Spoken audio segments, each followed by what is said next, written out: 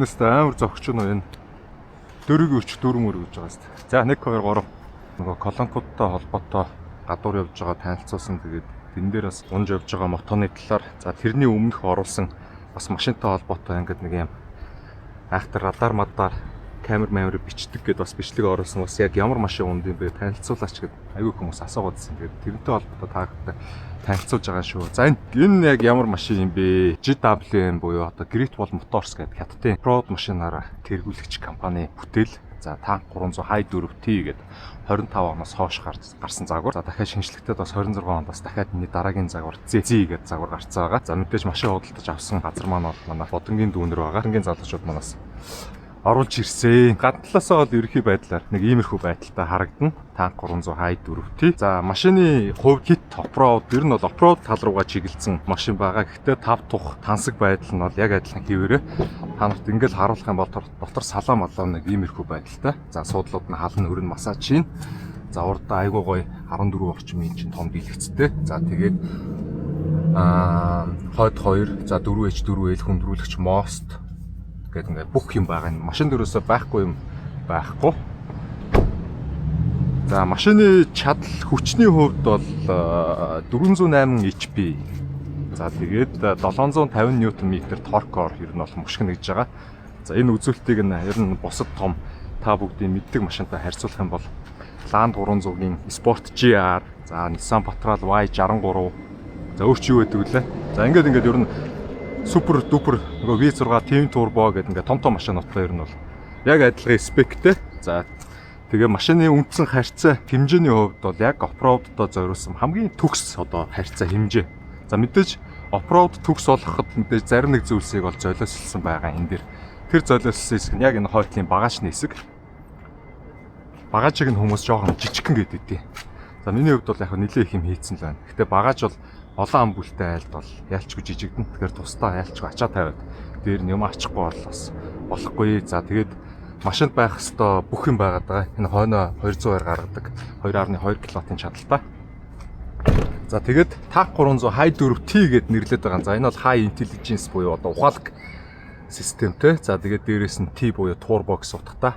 Тэгээд дээрэс нь ч нэг Hybrid гэдэг утгаараа бас батарейтай байгаа. За том батарейны хэсэг бол яг энэ хойд энэ багажныхаа яг доор энэ хэсэгт 2 том батарей байрлаж байгаа. За хот дотор 100 км цахилгаанаар явна. За бензин их ямар шаардлагагүй.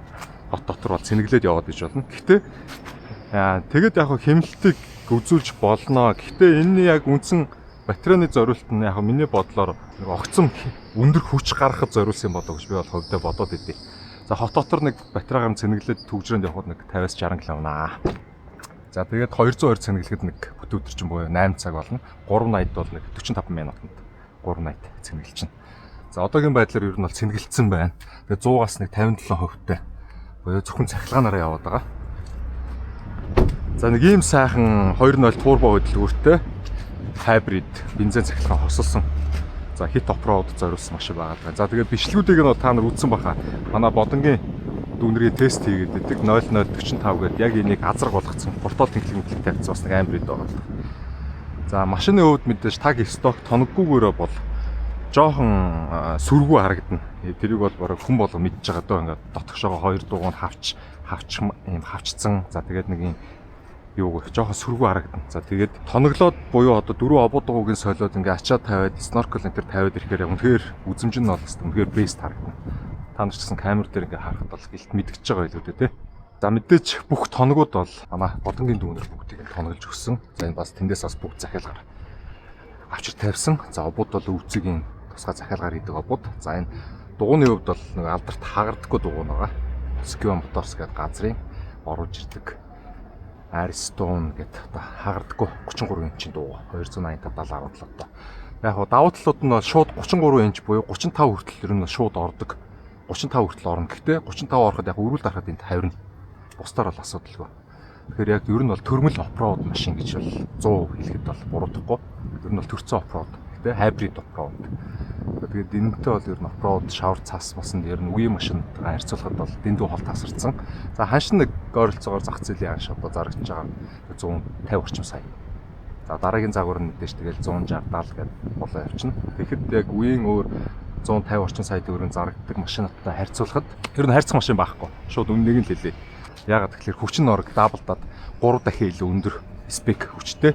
За тэгсэн хэрнээ хүмүүс тэгж хараад байдیں۔ Ингээ богинохон жижигхэн юм шиг ингээд харагдаад байна. Наад машин чинь жижигхэн хөнгөн болохоор ингэж амар шавар цаасан талаад байна гэдэг үгүй. Тэр та нарын мэддэг бүх машинууд байгаа шүү дээ. Одоо Land 200, 300, Forerunner, Prado 200 тэднээс чи хагас тонн жинээр илүү, буюу 500 кг-аар илүү. Энэ машины ерөөхдөө гэрчлэгэн дээр бичсэн жин 3.1 тонны жинтэй гэж бичсэн байдаг. За бодит жин нь бол 2.89 тонн орчим байна. Яагаад тэгэхээр энэ нөгөө мангар том 2 батарейтай болохоор тэр батарейны жинд арчдаг. За тэгэхээр ер нь бол жин хүнд гэсэн үг. Гэхдээ нөгөө үндсэн өөрийнх нь энэ урт нөгөө тэнхлэг хоорондын зай, өргөн энэ гэдэг энэ бүх зүйлүүд нь ер нь бол оффроуд машинд байх хэвээр хамгийн төгс одоо хэмжээ харьцаа гэх юм уу. За тэр утгаараа бол яг ганц зүйлийг золиосон багажны цаг жоохон жижиг гэсэн. Гэтэ энэ бол та бүгдийн мэддэг нэг Wrangler 2.0 турбо загвартай яг адилхан багажны хэмжээтэй. За манаас бодонгийн стикер логоос шинжлэгдсэн ингээд төмөр болцсон.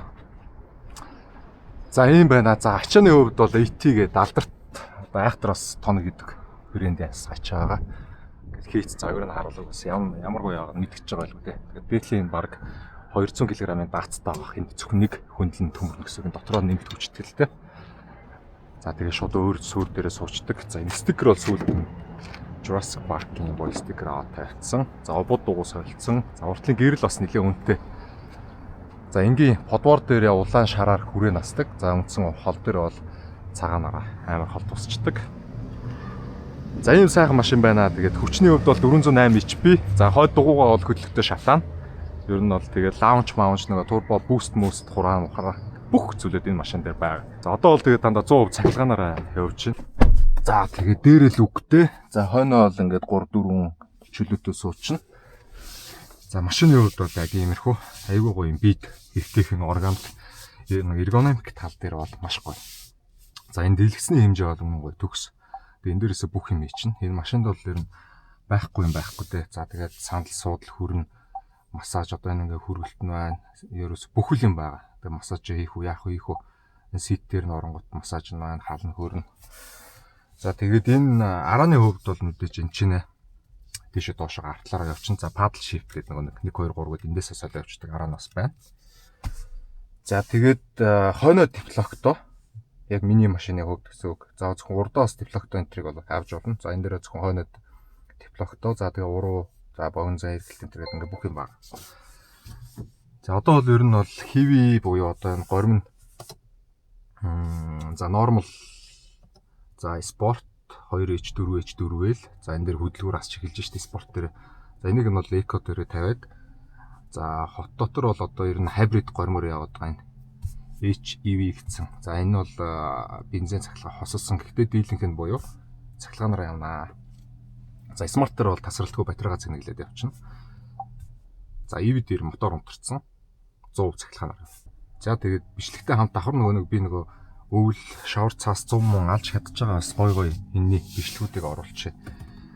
Тэгээ ер нь бол яг 100 гаруй сая төгрөгөнд авч болох хамгийн гоё одоо машин бол танк 300 хай 4T буюу ер нь танк цувралууд байгаа хамгийн бэстүүд. За тэгээ сүүлд мэдээ шинжлэгдсэн зээ загвар багварууд бас бүр гоё болоо явцсан. Лидар буюу ухаалаг систем, автомат жолоодлого, за тэгээд хот дотор 200 км-аас цахилгаанаар явна гэдэг улам гоё болоод байна. Гэтэ хойно чулаакныхаа оронд бас орлохоор бас тэнхлэх бас хийцэн дийлээ. За нэг юм бас янзын хэд байна. За тэгээд дараа нь бол next танилцуулахдаа бид хаад энийг танилцуулна. За энэ машиныг танилцуулна. Энэ машин гэнэ энэ мотоциклыг заяа. За машины хувьд бол мэдээж бас 2-3 жил туршсны дараа одоо би ч одоо хамт явж бас маркетинг дээр нэлээх хамт ажилласан. Тэгээд үнэхээр сайныг нь бишрээд мэдрээд энэ машиныг бас эцэст нь сонгож авсан. За энэ бас ялгаагүй. Энийг Сүхнаран гээд нэг залуу бас 2-3 жил Монголоор тойрч явж туршсан. Энийг дараагийн рил дээр хэдүүлээ. Энийг танилццгаая. За тэгээ машинтай холбоотой өөр манайх асуух юм байвал асуугаарай. Топ роудд зориулсан үнэхээр тасарсан машин шүү. За